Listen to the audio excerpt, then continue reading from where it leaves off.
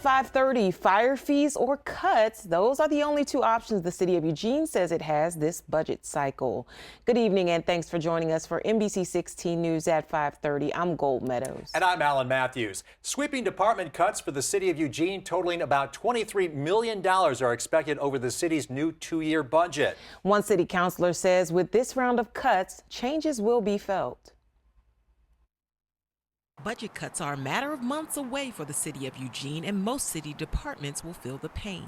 This isn't like little small things that people will be like, okay, I'm not even going to notice that. There may be $1 million worth of that sort of thing on that list because we've already made those cuts. Those cuts were made years ago. Cuts like this are a trend the city's seen for several years now, it says, due to the pandemic and as nationwide inflation grows faster than property taxes coming into the city. It faced a $25 million shortfall during its first two-year budget in 2023. Cuts would mean impacts to services paid for through the general fund, closing the library 1 to 2 days a week, reducing animal services, closing a pool and community centers, and seasonally closing a fire station. Kaczynski, new to the city council as of January, spent 7 years on the city's budget committee and its revenue committee that pushed for a fire fee to supplement the general fund. She says the city manager looks at the city's strategic plans and the council's priorities when building the budget. During the last budget cycle, she says there was pushback from the council. There were some places where there had been cuts proposed that the council and the budget committee were very much like, we need to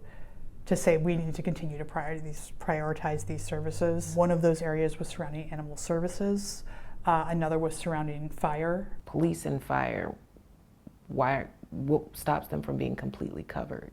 To fully give the fire service all that it needs, that would basically eliminate a lot of the other things that are being covered from the general fund, which would be library services, it would be recreational services, would be a number of other things our community has said they would like, they value. The fire fee passed by the city in February was quickly referred to the ballot after a push backed by the Eugene Area Chamber of Commerce. If it fails, the $10 million expected from the fee will come out of the general fund. And you're looking at, how many calls is the fire service dealing with on a day-to-day basis. That grows as well with the population. So it's not just the base cost of like, okay, here's how much it costs to fill up the fuel tank of a fire truck.